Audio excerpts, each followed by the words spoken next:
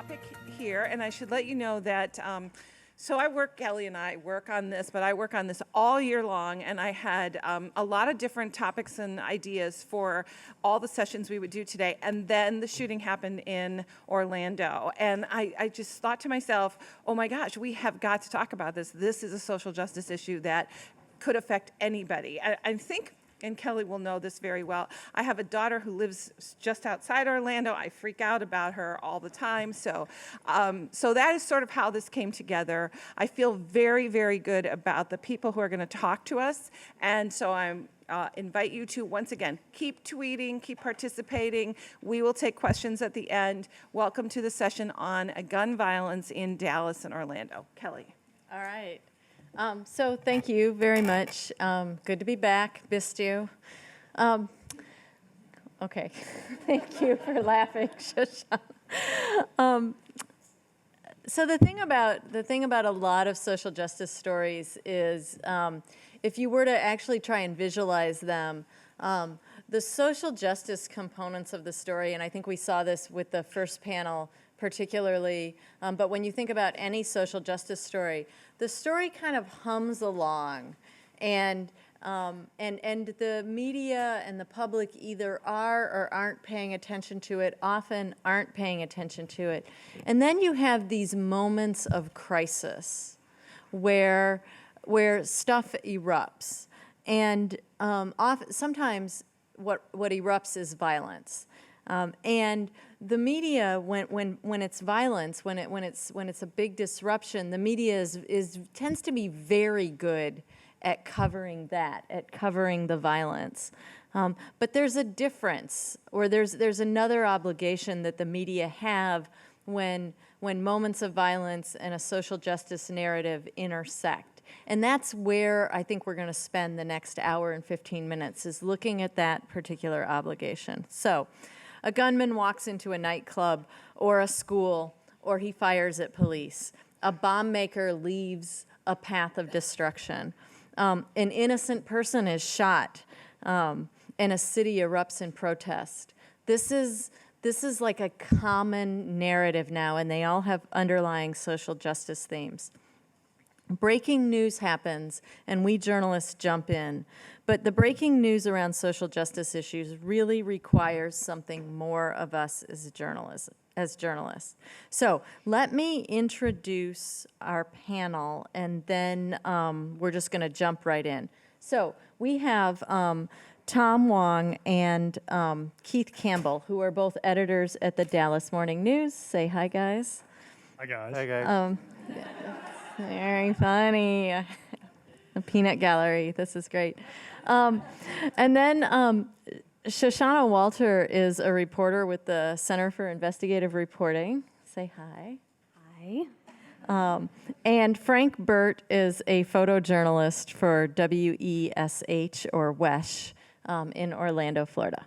Hello. Okay. So, Keith, I want you to start. The Black Lives Matter demonstration that was underway already in Dallas was a sizable news event. It was related to social justice. How were you guys covering that before the violence erupted? Sure. So on the night of July the 7th, there was a peaceful demonstration that was scheduled to start at 7 o'clock in the central business district of Dallas, just a few blocks from the morning news. And it was a demonstration in the wake of two shootings that had occurred that week, one in Baton Rouge and one in Minnesota. And we had three people covering the event, and it was very peaceful. We had three reporters and some photographers. It was very mellow, lasted for a couple of hours. And at the very end, as the march in the central part of Dallas was finishing up, shots rang out, and it turned into a completely different situation. So take us through that moment, because I just want to set the scene here. What happened as the event changed from one type of news event to another type of news event? What happened in the newsroom? Well, I was not in the newsroom at the moment it happened. I was on the phone with my mother in Florida, and my phone started blowing up, and I got a text saying, turn on Channel 4, the Fox station, which had a 9 o'clock live a newscast, and it was happening right at that moment. And you could see that all of downtown was in complete chaos. And we had a number of folks just rush to the newsroom, including myself and Tom.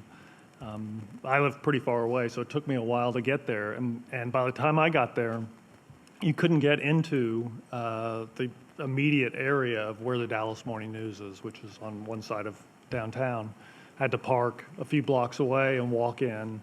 By the time I got in, which was like 9:30 or so, 30 minutes after the shooting, we had scores and scores of people in the newsroom who were learning their assignments. We had editors coming in. We had a number of people out on the street who had been covering the event, and then we had a number of additional journalists rush out to the scene. So it was all hands on deck. Okay. So Frank, in a similar way, a breaking news event, you're actually pulled out of bed to cover the Orlando Pulse shooting. So take us through the first hours of that from your perspective. Yeah, I got a call about 3:15 from my news director, and I could hear in the background that she was already at work, so I knew it was, probably a big deal. She said that there had been a mass shooting. We didn't know how many were injured, so I went to work, and I picked up a live unit and a backpack, and I was responsible for going out and trying to get video while everybody else was live on TV. I knew it was I knew it was different when I encountered the first police officer, and he was a young officer. He seemed scared. He didn't. Usually they tell us, okay, you guys go over here or go to this parking lot. And he said, I don't know where you're supposed to go. So I wound my way through some back streets, and I found where the ambulances were. And I stopped there, and I got my gear. And usually police are going to tell you this is too far. So I just went as far as I could, and I got with what I thought was about a half a block from the club. And they turned me back. So I went back to where the ambulances were, and I don't know, within just a few minutes I heard the explosion. I don't remember when I was told that he had a bomb strapped to him, but at that moment I thought maybe he had blown up the bomb. I came to find out later that it was the police, blowing a hole in the wall. And then shortly after that were the gunshots. And again, it took me a minute to figure out what it was. And I guess there was probably, 100 or more. It was a shootout with the suspect. And then shortly after that, the people started coming in. They started coming in the back of pickup trucks. And So these moments are tough, right? They're really tough because people are dying, yeah. and it's literally terrifying at these moments, right? I mean, you're afraid for your life. You're afraid for the lives of other people. It's chaotic, and you don't really know what's going on. I mean, that's a moment of breaking news. Within that moment, there comes a realization that there's a social justice element to that. How do you remember that? Or how do you get from that, just as a journalist, the basic survival of figure out what's going on to what does it mean? How do you make that transition?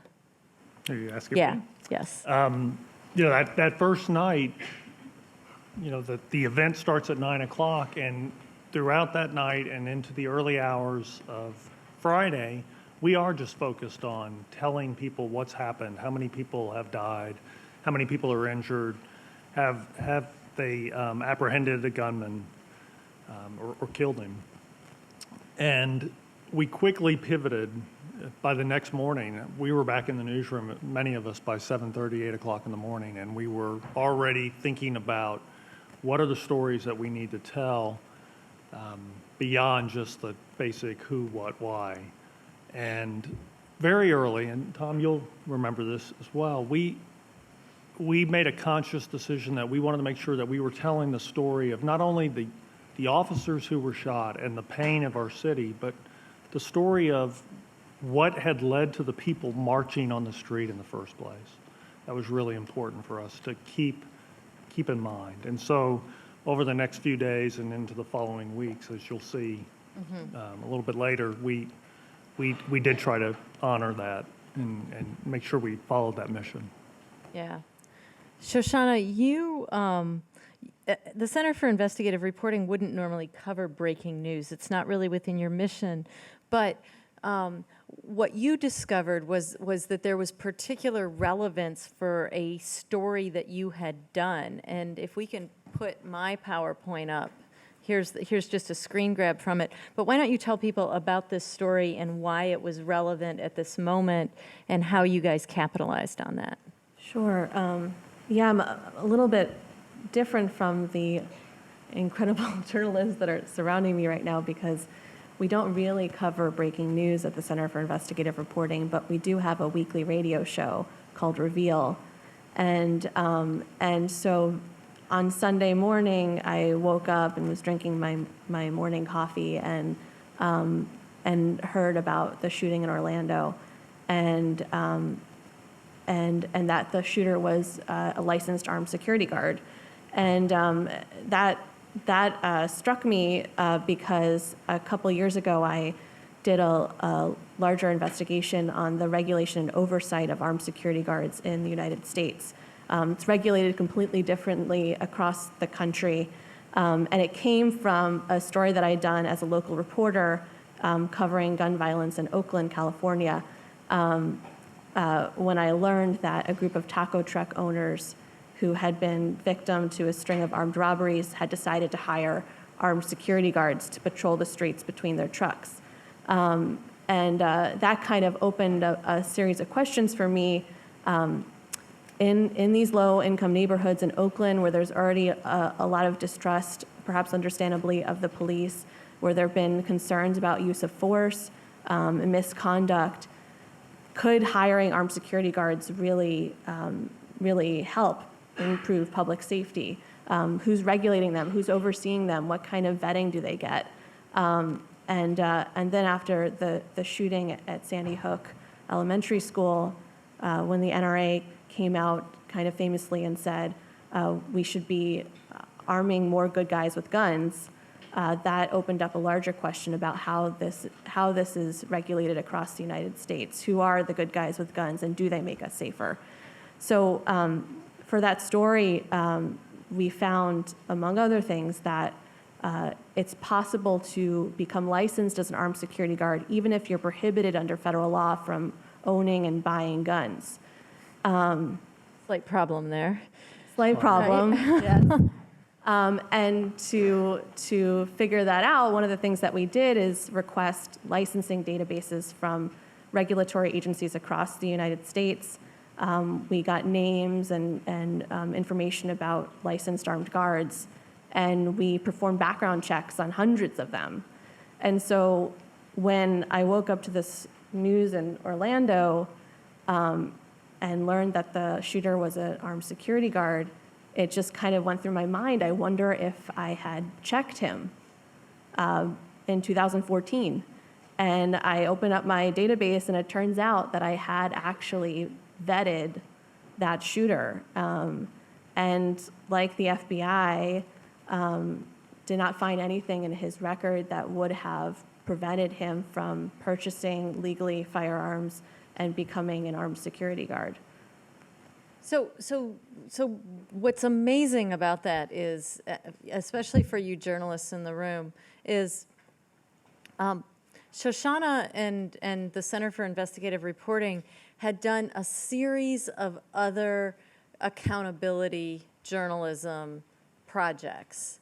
And that laid a foundation so that when this moment happens, you are there and you have the data on your laptop. Like, it's right there. You can open it up.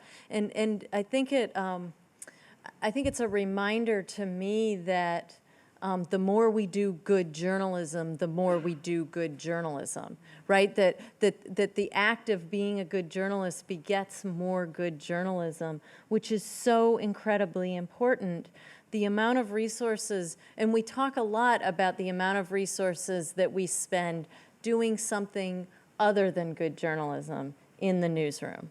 And I think everybody would admit that we have to do some of those things to get the audience, to entertain the audience, whatever. So I don't want to debate the merits of that, but the proportion is important, because the more you do good journalism, the more you'll be in a position to do good journalism really, really fast when the moment comes.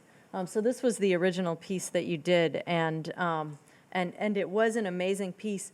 Was not meant to inform the Pulse shootings at all, because obviously you had no idea that that would ever happen, but it became a critical piece of information that came out very early in the reporting because you were there and you were ready to do it. So, Tom, your job as the enterprise editor at the Dallas Morning News is to, if I like to use soccer metaphors, is to sort of keep your head up, to not constantly be looking at the ball, but to look at the entire field, if the field is the community of Dallas. So how do you step away from that immediate, oh my God, what just happened, and how do we make sense of that, to the broader issue, particularly when oftentimes the smoke is still in the air from whatever whatever breaking news event happened? And how did you do that specifically in this? So this is really hard stuff, and it's the hardest work that you'll ever do as a journalist. And if you're in communications, it's the hardest work you'll ever do in crisis communications, because all of us, as Keith said, came into the newsroom that night. I had actually worked late that night at 8:30. Saw the email saying come in, got in, had to go through all the police security lines. Luckily, we're using Slack as a channel to communicate, so we could tell how to get through the police lines to get into the newsroom. And then, we worked till 3 or 4 in the morning, and then came back into work at 7:30 or 8. And so even as we're covering the breaking news and not knowing everything that's going on, we're also having to pivot and start thinking about, okay, how do we truly explain what led to this? How do we start forming reporting teams that can focus on longer term stories, the kind of enterprise stories that Kelly's talking about and that Shoshana does? So luckily we already have built up a team of interactive editors and data journalists who immediately jumped into working on an explanatory timeline. So here I think you're seeing the 8 Hours of Terror, which is a combination of social media, videos, and reported stories giving a chronology of that night. So we started working on it that night and published it probably the next day, I think. We did. Who's in on that initial conversation? Lots of people, the data journalists, Keith, me, Mike Wilson, the editor, Robin Tomlin, the managing editor. Were the And so- developers part of that? Yes, and Yeah. so the interactive editors are developers, and so, but they're journalists as well, so they're reporting stories as well. Yeah, because the presentation here is just so effective. Yeah, and this is really just the initial part of it, and we did many more interactives afterwards. But within the next 2 or 3 days, and I think Keith was really smart about this, we created several longer-term reporting teams, a team of reporters to follow the police investigation, a team of investigative reporters digging into records on the suspect, a team of reporters covering the victims and survivors. We really knew how important it would be to have the same reporter covering a victim and their family all throughout the process, so that the family would get to know and become comfortable with that reporter. We also really wanted to look at the racial divide in Dallas. And this is a much longer-term effort. So we've combined our data team and a race relations team, and they're now working on a larger project on racial and economic disparities in Dallas. We're trying to get data on police use of force. We've got an education reporter looking at a failing school and the neighborhood around that school. And we've got another reporter looking at what it's like to be black and a police officer, basically the black and blue community.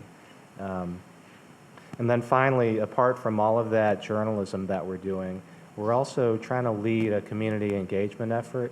And this goes to the question of, I think Leanne and Kate talked about the challenges of finding really good sources in the community, and how as newsroom resources have dwindled, that becomes harder and harder. So in doing public events and forums in the aftermath of the shooting, we've been able to really build bridges with different community groups and community members and really get to know their stories. And we're going to continue that effort through the next year.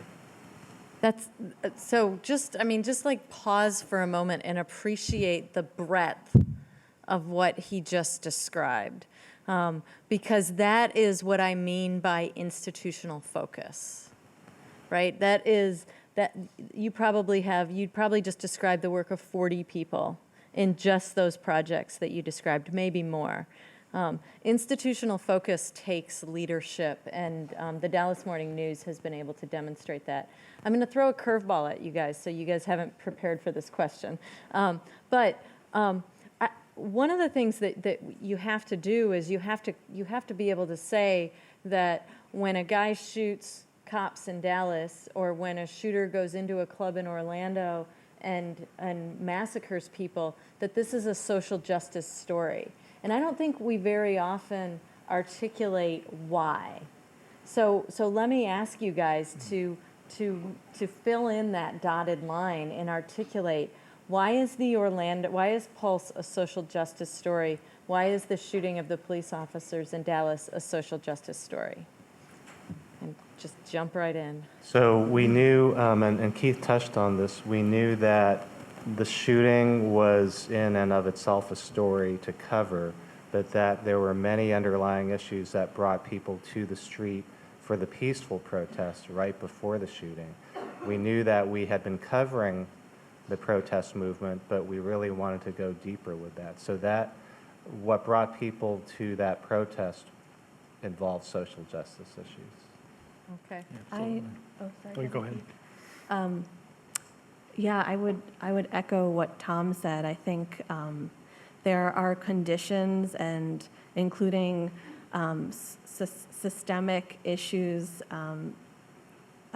in society that lead people to where they are. That's a very broad statement, but I kind of view even just covering any kind of crime story as involving some of those issues, as involving economic class, race, gender, to some extent or on some level. And I think exploring the how and the why is one of the most important things that journalists can do after a massive tragedy like these. How did we get to this point? What caused this? And also, what steps are we taking after a tragedy like this?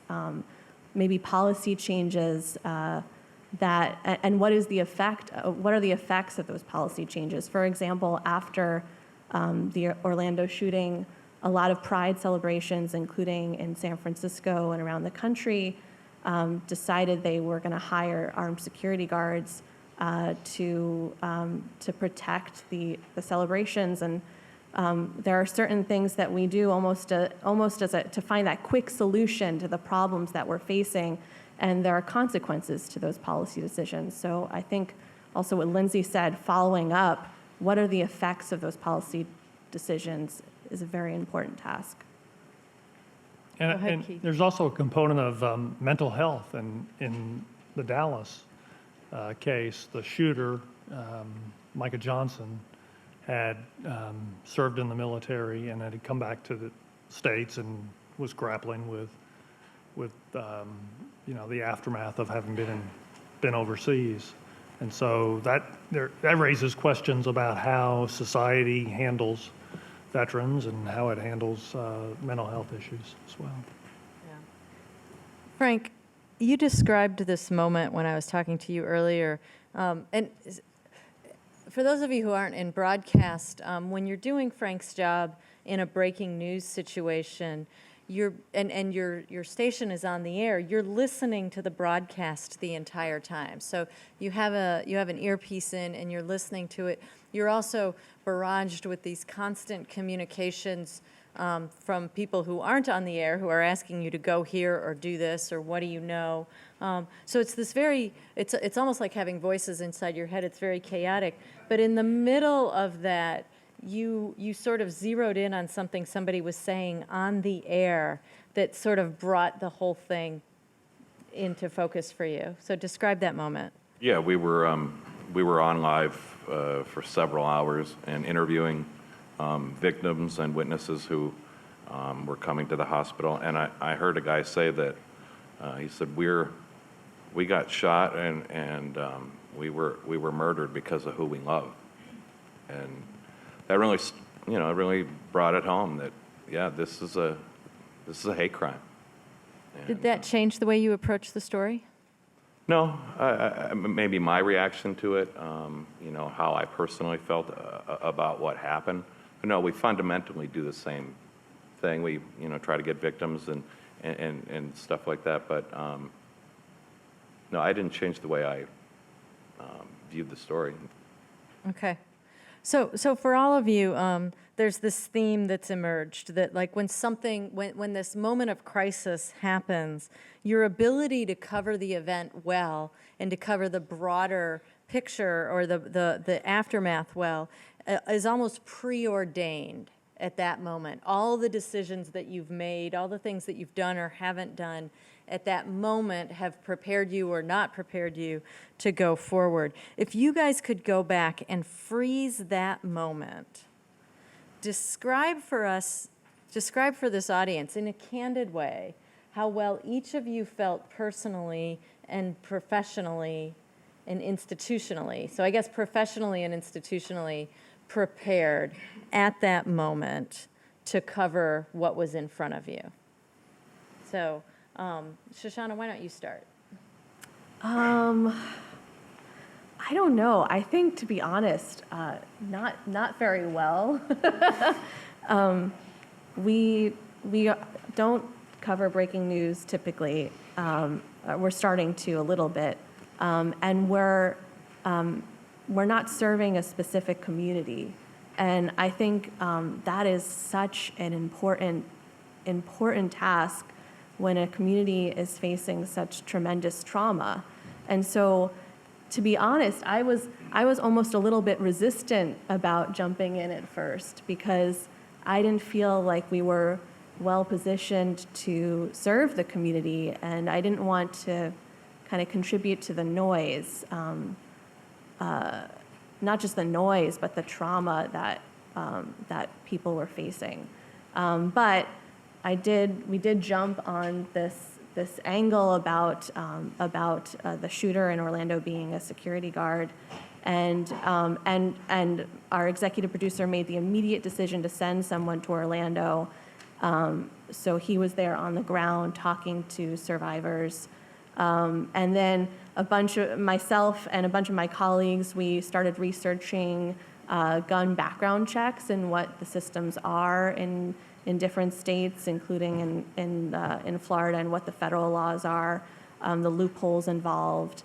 And we kind of just cobbled it together, and we tried to, and also a couple of my colleagues put together like a sonic memorial, a composed melody to the victims. And we used some of their social media accounts to reflect who they were. We used audio and video to kind of place people there. So I think we put something together that I hope contributes something to the conversation on that story without piling on to what was probably a very crowded media landscape that maybe wasn't serving the community that well. So just like offer up a moment of respect for that the notion that you don't want to contribute to the noise, because there is a lot of noise that happens, and I will be the first to admit that that many news organizations jump on these stories not because they feel any sense of obligation to the community at all, but because these stories compel a lot of eyeballs to your site.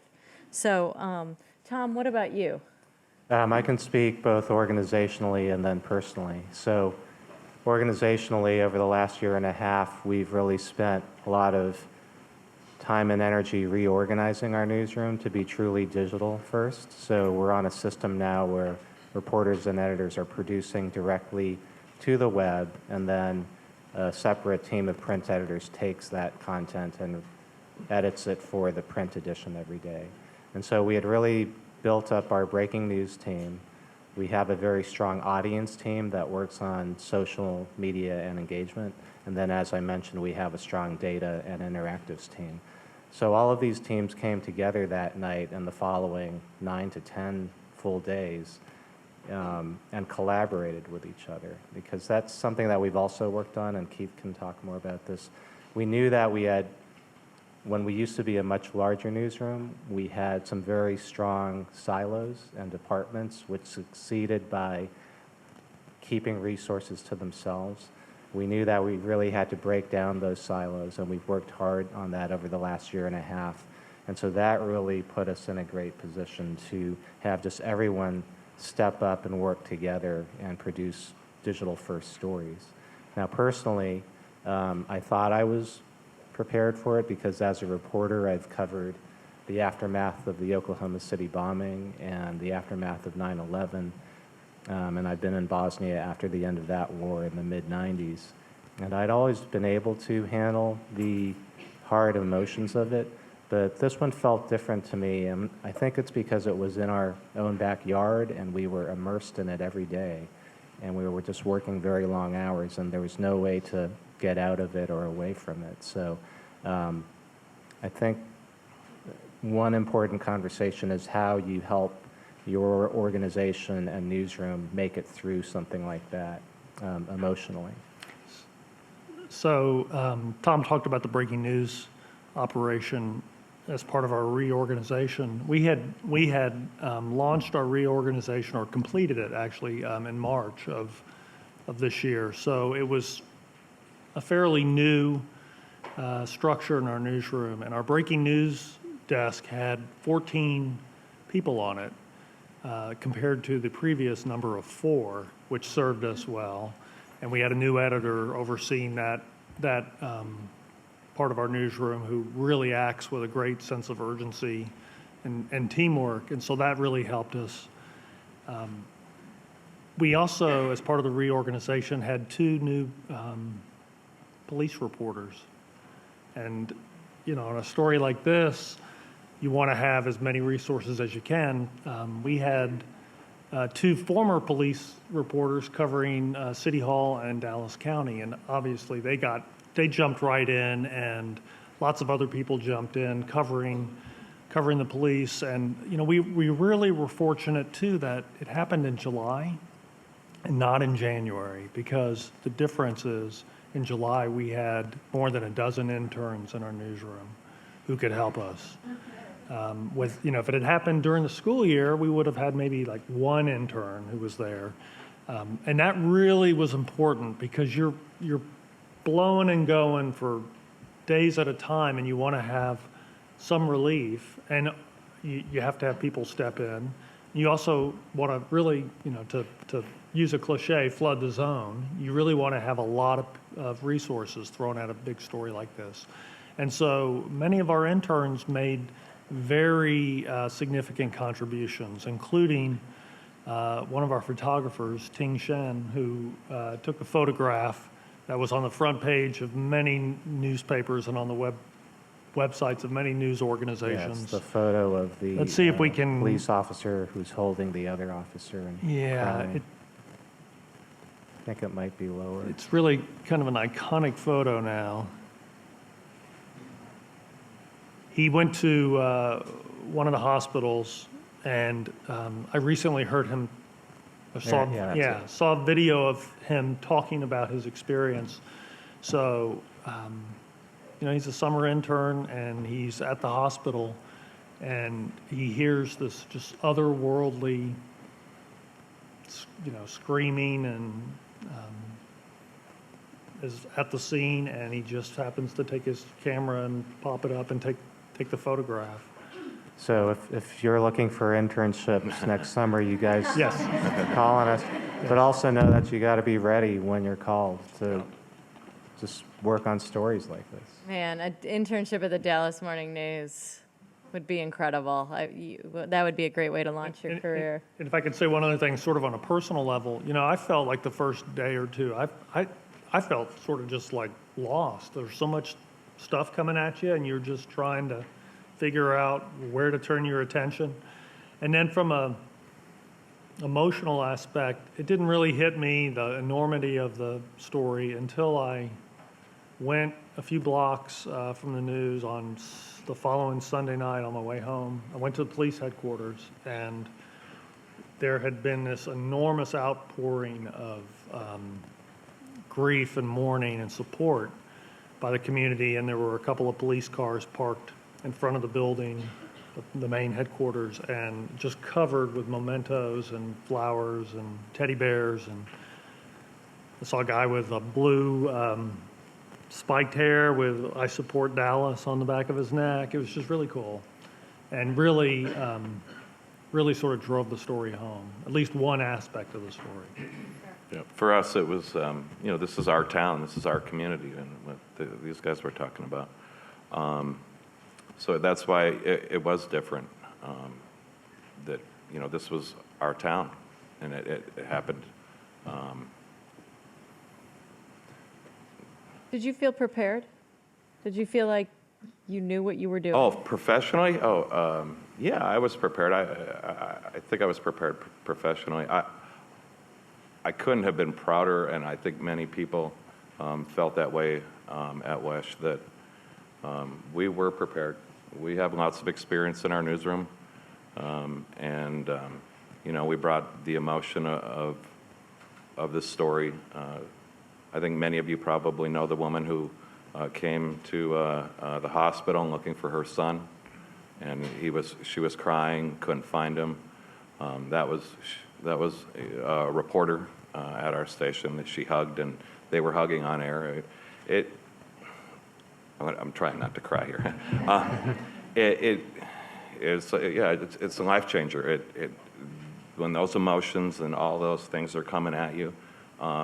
Professionally, I was prepared. It's what I do, but the gravity of it was emotionally. It's still kind of tough. Is there any, as you look back now, is there any one thing that you would do differently or wished that you had in place at that moment? Keith? So we have a march tonight in Dallas in response to what's going on in Charlotte and in Tulsa. We're preparing a little bit differently. We're going to have a lot more people who are on standby, because in the previous one, we didn't. It was a normal night. It was a normal night. Yeah, we expected a very peaceful demonstration, and that's what we got until the end. And so this time, there's a little bit more planning going on in terms of people being on call, so that we can have an even more immediate response. Yeah. Shoshana, is there any one thing that you wish you had done or your organization was? That's a good question. Well, one thing that we're trying to do now is think about some of the larger issues that may continue to be a problem across the country, and how we might start reporting on those issues so that we have pieces that are kind of ready to go to address some of those concerns. For example, we're now looking at homegrown terrorists and kind of exploring how that's developed over time. So that's one thing that we're starting to do now, because some of these things are not, mass shootings are not going to go away.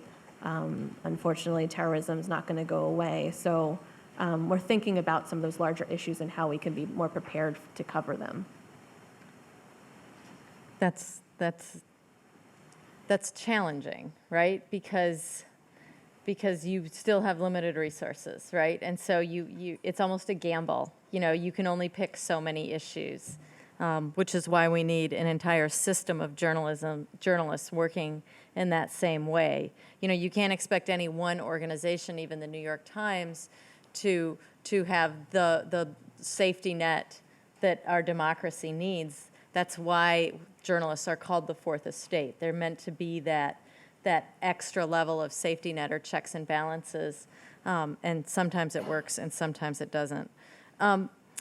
Frank, I do want to talk about some of the very specific choices, and we're going to go to some of Frank's videos.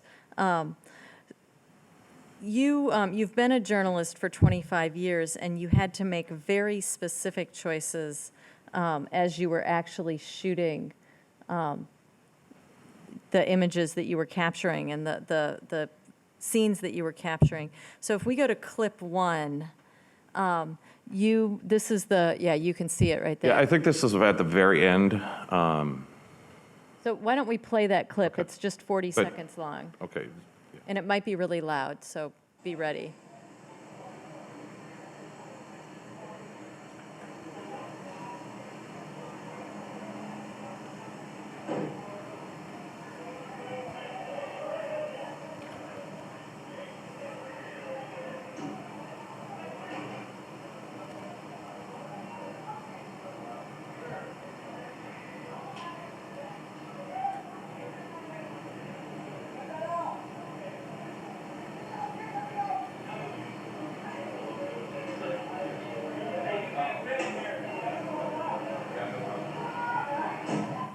So Yeah. tell us what was happening in your Yeah, head right there. At the very end here, you may have been able to hear the police officer.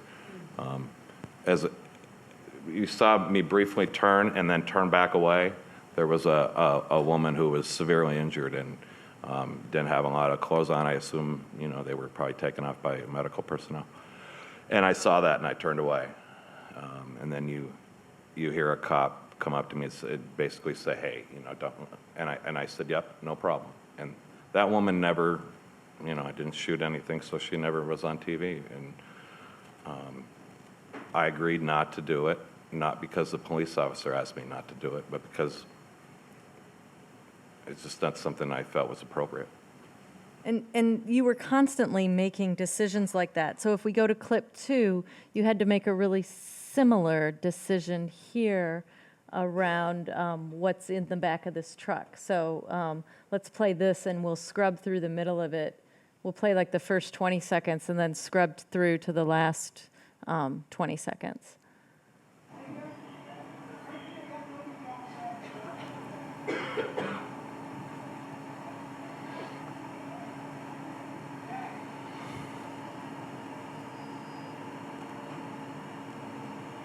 So you scan back out here, and then, Yeah, there's, do you want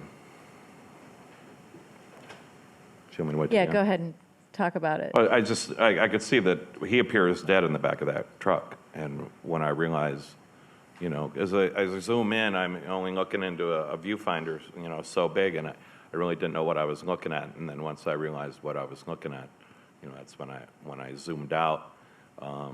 And I didn't zoom back in when he went into the ambulance because, I mean, I could have zoomed in on the door, you know, but I didn't think it was appropriate. Yeah. You know, we get the picture that there are, you know, people who are dying.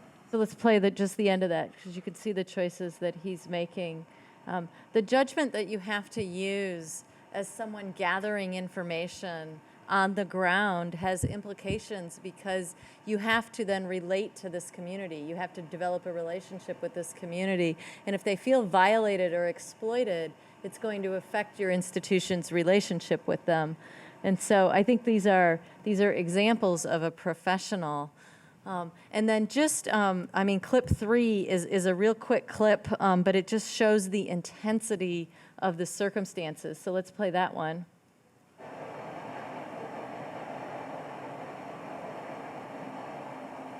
So what are we hearing in the background there? I don't think you can hear it out very well there, but that was the shootout, and it goes on for about 6 or 7 seconds. There are gunshots.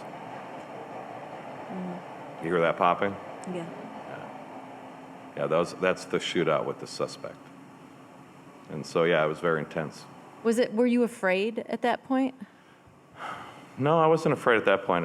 If there was a time where I thought I might have been afraid, it was actually when I heard the explosion, because I didn't know what it was from at the time. Yeah. Yeah. And so then if we go to clip 4, you'll see, so this is all raw video. But as it goes on the air, editorial choices are made to, I think, to treat the matter with respect. So here's clip 4.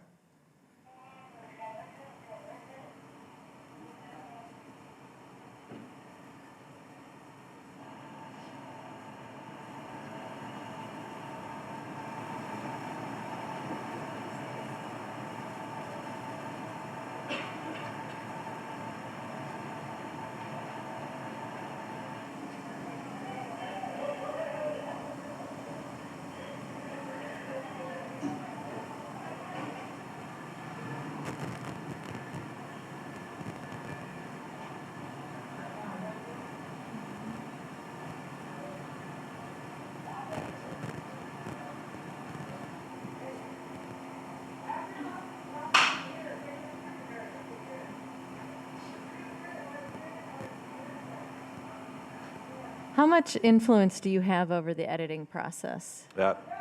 All of that was what I decided to put on TV.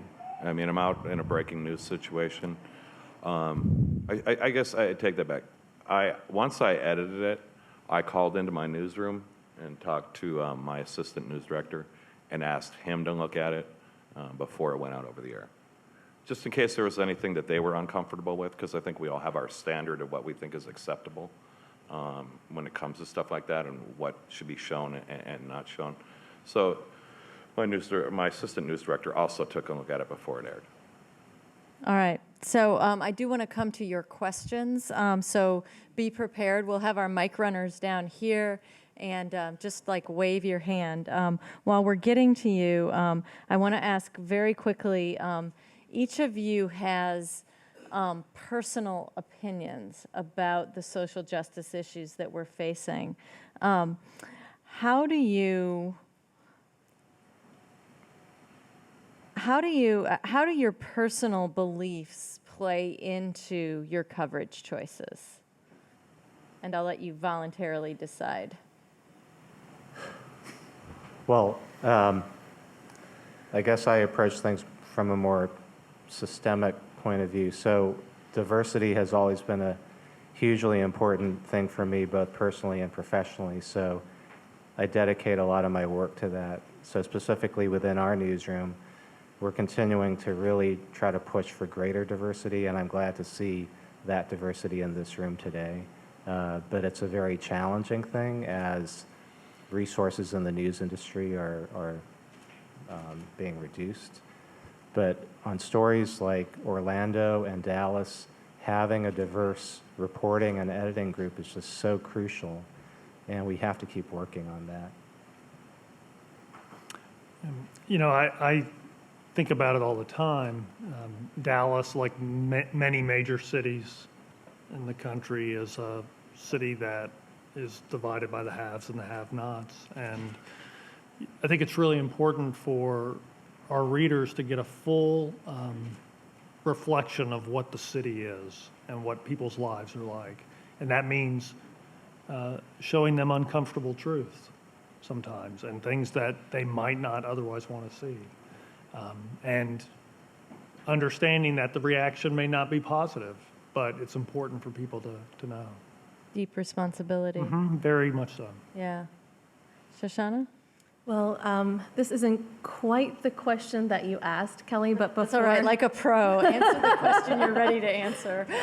When you were talking earlier about like your own recognition of social justice, I was brought back to when I recognized the need to look more closely at that. It was in high school, and I first learned about feminism, and I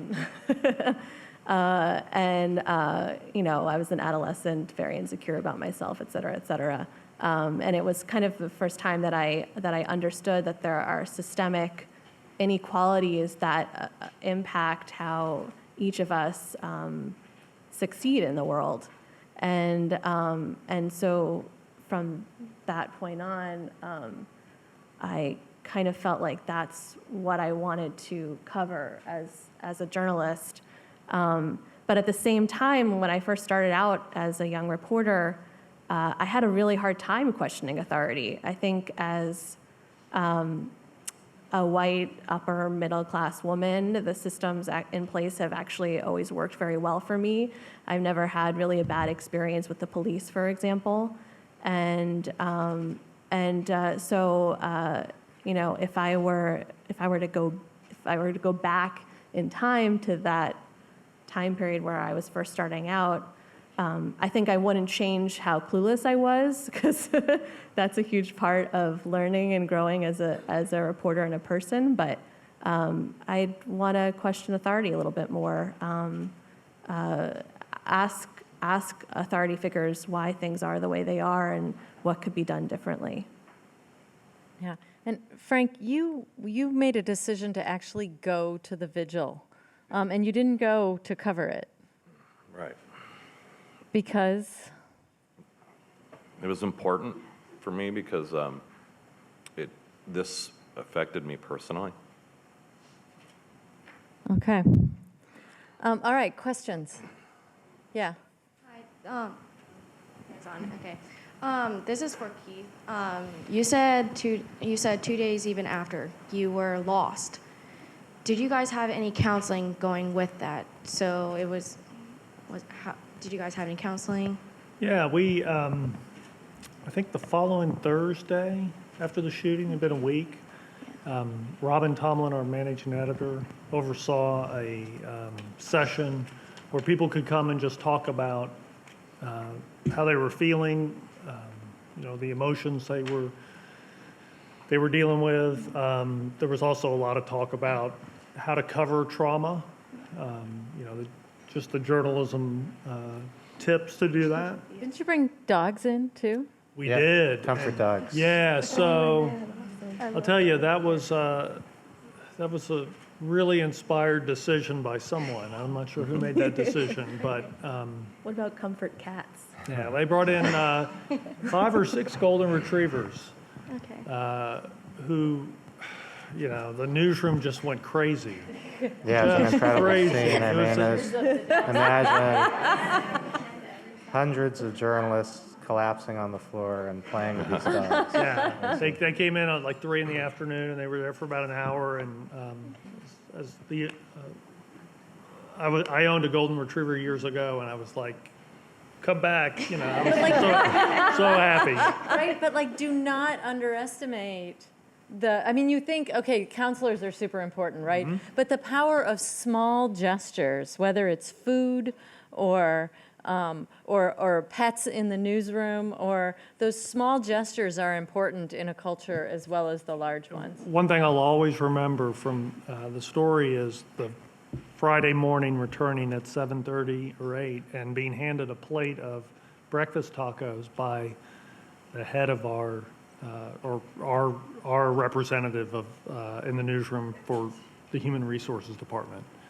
Yeah, one special thing that's been happening is other news organizations that have gone through similar experiences have sent us lunches and dinners, and we're doing the same for other organizations. Have you guys heard about this movement? Because it's almost formalized itself, and it's where when a newsroom is going through a giant, newsroom pizza, and they send food to the newsroom, and then that newsroom, the next one that happens, takes up a collection and sends food to the next.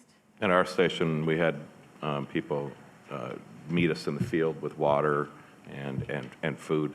And to your point, we don't normally get people, strangers come up to us and offer us food and water.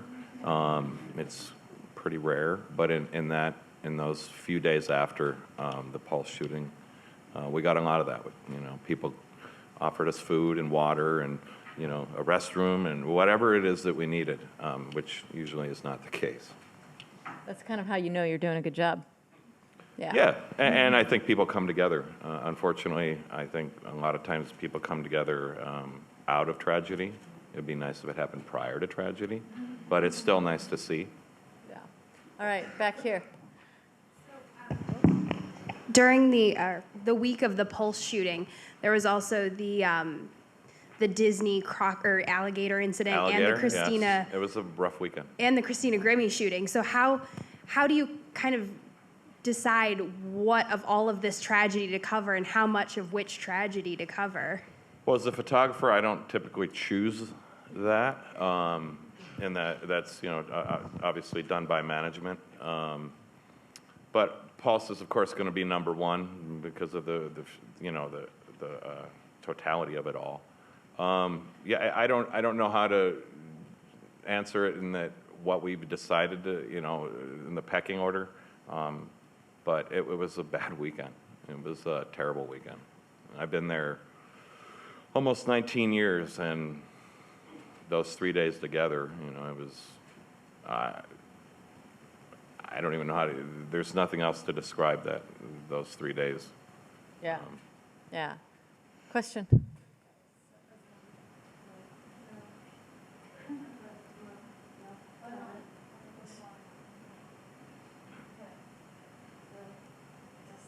Okay, I can just talk. Okay. Here. So, specifically for the Dallas reporters, so I have the tweet pulled up right now from the police department, and it says, "Media, please stop on all live feeds of Dallas Police Department headquarters and the parking garage right now for the safety of our officers." How did you guys respond to that? Do you recall? I don't recall. I how don't we recall that. responded. Like, did that alter any of the stuff I don't. that you I mean, I don't covered? remember what happened there, but that is a huge ethical question. So on the one hand, there's the aspect of truth telling. So you want to try to share as much information as you're learning with your readers and audience, and this is happening in real time. On the other hand, you also need to consider the safety of the people in that immediate area. So I think, Kelly always talks about trying to come up with different alternatives rather than just a yes or no answer to that. So I'll throw it to the ethicist. Yeah.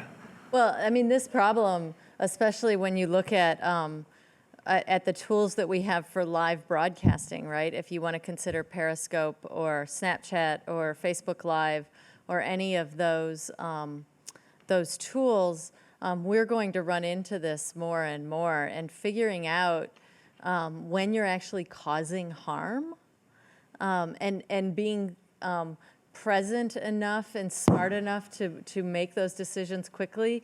Those are the skills that we expect professionals to have, and that increasingly we may require that amateurs have, because anybody can find themselves in that situation.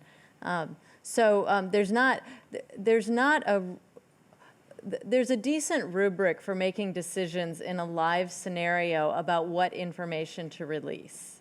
But it is a complicated rubric, and it needs a fair amount of experience and sophistication to apply it, because an authority may be asking you to refrain from certain information because there's a genuine risk or because it makes them look bad. And you have to be able to sort that very, very quickly and make decisions quickly. So it's not easy, but broadcast professionals do it all the time. Yeah, we do it daily. Yeah. We have a helicopter. There's a standoff. We're asked to back up. We're asked to not go live. There are press conferences that are held where somebody may have been shot and killed, and they say, we'll hold a press conference, but please don't stream this live. To get back to the standoff, you may be compromising officers' positions, and it's a safety issue.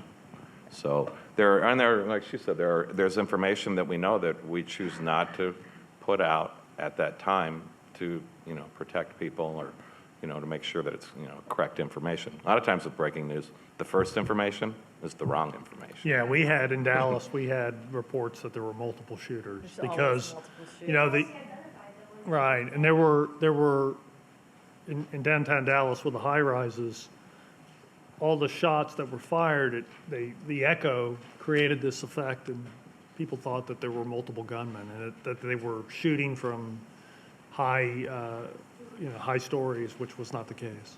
So let's go here and then to you. Sorry.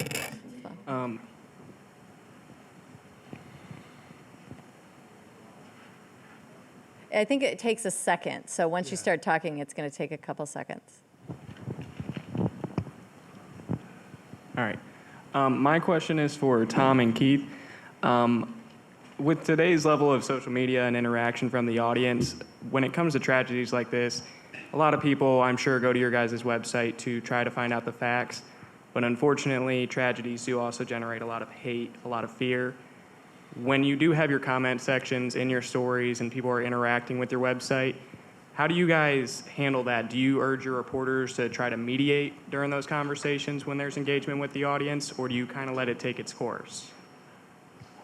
I mean, I'd say in some cases, we just take down the comment section. I don't know what we did that night. Yeah, I think I don't know if we did that night.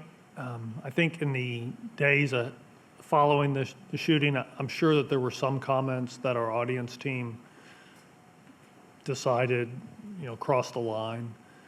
We do encourage our reporters to interact with their audience, whether it's on Twitter or within the comments section. Sometimes it's it's going to be a losing battle, and sometimes it's not appropriate to do that, but in many cases it is. Well, another interesting dynamic is that so many people were trying to get to our site that our current site crashed, but we had already been working on a beta redesign site, which we were going to debut several weeks later, but we put it up that night. And I believe the beta site does not really have a commenting Yeah, I think that's right. tool there. I So think you guys are still operating from that beta site too, aren't also you? we're using both. We're right using now. both. Okay. And a short time from now, we'll only have one site, the beta site. Yeah, the beta site had been launched in the spring, and a portion of our readers were seeing it, and there was an opt-in button on the old site. And then the crush of audience that night forced us to tip our hand for the But beta. thank God you had a second Yeah. option, right? Or else you Yeah. would have been publishing on Tumblr or something. Yeah. So question here. Hello. Okay, it's working. This is a two-part question. So when this breaking news is coming out at first, do you have an ultimate goal how you're going to cover this tragedy, or is it all about getting the information out really quickly at its face value? And if you do have a goal, what is it? Well, the goal in the immediate time after the news breaks is to be accurate and quick, and get stuff out as quickly as you can, but accurately. And so there's that tension between those two things. At some point in covering a breaking news event, you do want to take a step back and sort of look at the big picture, which Tom is great at, and was really helpful in the Dallas shootings to help us organize our thinking. And, it happened on a Thursday night, and while we're thinking digital first, we also have to think about the Sunday newspaper, which is a big deal. And a Sunday publication typically is sort of more of a step back Right, it's an approach. opportunity. Yeah, and so normally you have a little bit more time to think intelligently and move with a little more methodically. toward what you're going to do on Sunday. And in this case, I don't recall how we ended up figuring out what we were doing on Sunday, but our front page ended up being an editorial and an illustration, which was really sort of an historic decision for us.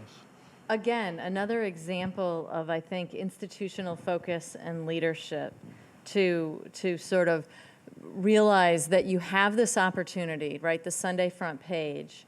It's a high impact opportunity for you, and to do something different. So a front page editorial, incredibly rare in the business today, but it sends a message. Yeah, it was the only thing on the front page. I wish we could call it up. Yeah. To the question about breaking news, the other aspect of it is we have several reporters who are following social media streams and aggregating, and it's up to them to vet and try to verify what's going on. So in some of the early, and you can see this city, our city illustration. Oh, yeah, it's the second from the left, actually. That's the Sunday front page that Sunday. But in terms of breaking news, we have reporters aggregating. And one of the students mentioned that the Dallas police had wrongly identified a person of interest. And so we went with that because it came from the Dallas police, but then we had to correct that as we went along. Yeah, I think the goal is always to inform, and in terms of TV, the pictures will catch up with the information at some point. But at our station, we would rather be last and be right than be first and be wrong. And sometimes we hold information because we want to make sure it's the proper information. And especially with Facebook and social media, there's this rush to be first. And sometimes it's not, about being first, it's about being right. Well, it's always about being right, but then you have to go back and you have to retract the story, or it's this rush to be first in breaking news. We just would rather be right. Okay. So this question you kind of touched on a little bit, but particularly with photojournalism, when you're dealing with these acute conditions and you're capturing these people in really sensitive moments, you spoke very eloquently about how you addressed it, which is great. I'm not confident everybody would respond that way. Are there institutional ways that media outlets are able to address, this is what we expect of you, and this is how we address consent, and also, do you guys get, in general, training around first responders? Because we get days of training of, this is what the media is doing, this is what you do, this is how we address it. Do you get that piece as well from the other side, in general? I guess the first part of your question about are you asking, is there like some kind of clearinghouse where, we would go and say, hey, these are the things and the types of images that we don't or do not want to see? Yeah. No, there's nothing. I mean, I think I touched on it earlier. I think we all have a personal acceptance of what we think is acceptable. On a personal level, sometimes I think we should show all of it because it's really what happened. But that's, it's not what we do. And I would grapple with that too. I think so the answer is no, there's no clearinghouse. And I think that every news organization defines what is acceptable. As far as being around first responders, my experience around first responders is I've been to hundreds of shootings and fires, but to actually train with them or we don't do anything like that. It's true. We don't. And we don't, I think as an industry, there's been resistance to that sort of, it's a form of orthodoxy that as an industry we resist because of our First Amendment roots, that, government shall make no regulation regarding the free press. And so it can't be imposed by government. It would have to be self-imposed.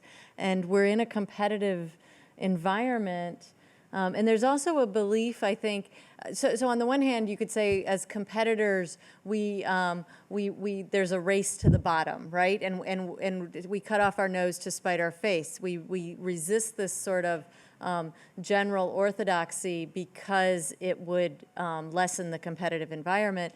But the other thing is it also prevents groupthink, right? Like you don't want all of your media organizations making decisions in lockstep, because then you miss stories and you miss opportunities. And what you need is you need a rogue organization saying, hey, I'm going to show this image, or I'm going to make this decision, or I'm going to zig where these people zagged, because those are the times when you actually move the needle. If everybody makes decisions in lockstep, there's a strong possibility, a probability that more stories will be missed, not fewer. So let's do one last question, and then I want to show one more thing. Who's got the mic? All right. Tom, you had mentioned that covering these kind of crisis situations is like the hardest thing that you could do, but it's your job, and it's going to be a lot of our jobs. So this is for all of you guys, how do you prepare yourself and separate your emotional from your professional side to focus on the task at hand? Or is it the opposite way around, and you kind of harness what you're feeling to decide what you're going to report? So before I answer that, you guys should know about the DART Center for the coverage of trauma. Do you all know about that? They're a really great resource at Columbia University, and they do a lot of discussion and research on the impact of trauma on people who cover trauma. So, I mean, your question's a really good one, because on the one hand, you do want to feel what other people are feeling, because that's going to inform what you report and write on, and it also will make you compassionate so that you'll be sensitive in the way that Frank was sensitive in covering Orlando. On the other hand, as professionals, we do automatically somehow compartmentalize all of this so that we're able to really focus on our work and our jobs and not be distracted too much by our emotions. And so you have to try to strike a balance. As I said in the beginning, I'm usually able to find some emotional release, and I'll actually try to prompt that by watching Saving Private Ryan or Love Actually or some other movie that's going to make me emotional and cry. But that didn't happen this time, and I'm still trying to figure out why there's that wall. The Notebook. You should watch that. Notebook. All right, I'll pick that. Yeah, as there's You know, I hear from newsrooms all the time that are trying to figure out how to prepare people for these moments, and I don't think that there's any magic to it, but I do think that there is a discipline to taking care of yourself, and that if you don't accept responsibility for that, you have to show up at work. If you're a journalist, really, if you're an adult human being, but certainly if you're a journalist, you have to show up at work every day prepared to deal with your crap and also deal with the crap that other people throw at you. And so how do you do that? You make sure that you're healthy. You make sure that you're paying attention to your emotions. You develop a level of self-awareness so that you understand how your emotional state is affecting the people around you. I mean, doctors have to do this. Good doctors have to do this, and bad doctors do a really crappy job of it, and journalists are the same way. It is a requirement of the job that you stay emotionally healthy, and whatever it is, you can do lots of things as a workplace to make this easier, but it is ultimately up to each of us to do the work that we need to do outside of work, so that when we come to work, we're ready to work. And that's a tough thing. But if you don't, you will certainly wash out of this business. That is absolutely certain. It's one of the reasons I'm here. Probably to all of your surprise, I've never done any public speaking. It's my first time. Thank you. But it was important for me to come and talk about it. I did not talk to a counselor. Counselors were offered at the station. Yeah, I've been to hundreds of shootings, and many times I can go home and compartmentalize it and just, but this one was different. This is personal. It was my town. It was my home. There are a few. There are a couple more that really affect me. But by and large, you have to find a way, and you have to find an outlet, like these guys were talking about. I do storm photography in my free time, still photography, just because I need an outlet other than the news. So I don't know that my personal feelings changed the way that what was the second part of your question again? And the trauma of it? Sorry? The trauma. How do you separate your emotional, personal feelings from your professional feelings to focus on what you do? Or do you bring the two together to decide what you're going to shoot? For you, what exactly do you shoot? Well, I think what I decide to shoot in terms of breaking news, in the videos that I showed you, those were my personal views that I didn't think that I needed to show you every, wound that everyone had. So I think we got the picture. But yeah, there are times in breaking news stories where the family shows up, and they've just been informed that their loved one has died, and sometimes I don't shoot it. We don't need to see a family screaming at the top of their lungs. How would you feel? Or how would I feel?